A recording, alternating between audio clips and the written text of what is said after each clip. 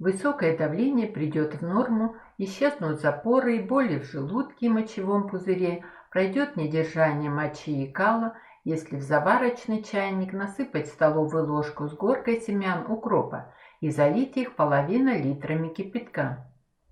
Накройте чайник салфеткой или укутайте полотенцем на 30 минут, чтобы семена хорошо запарились и отдали все ценные вещества в воду. Полученный напиток нужно пить прямо из носика чайника по 3 глотка часто, не меньше 7 раз в день, а лучше 10. Обязательно пейте этот напиток во время еды, не на голодный желудок и не после обильной трапезы.